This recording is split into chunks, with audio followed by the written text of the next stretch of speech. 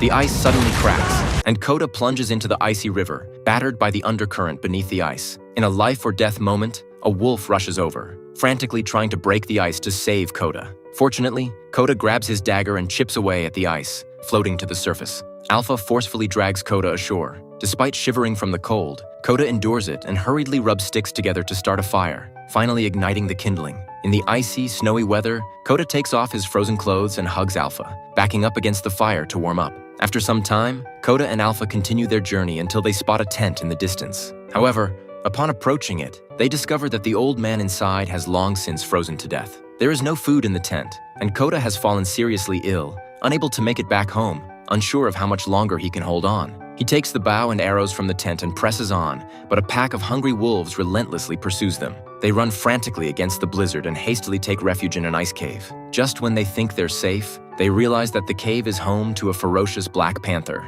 It pounces on Kota, and Alpha leaps into action. The slender wolf engages in a fierce battle with the massive panther but is quickly overpowered and mauled. In this critical moment, Kota shakily raises his bow and arrow. This time, he doesn't hesitate for a second and releases the arrow, striking the panther dead center. The battle is finally over. Alpha struggles to his feet and, after ensuring Kota's safety, collapses heavily. Their encounter was by chance, but this wolf has saved Kota's life many times. Kota gently strokes Alpha, determined to bring him home safely. The blizzard intensifies as they press on with great difficulty. Kota forges ahead, braving the wind and snow, while Alpha drags his injured body behind. When they're tired, they lie down in the snow to rest. After several days of trekking, Kota discovers the tribe's markings on a rock, indicating that they're not far from home.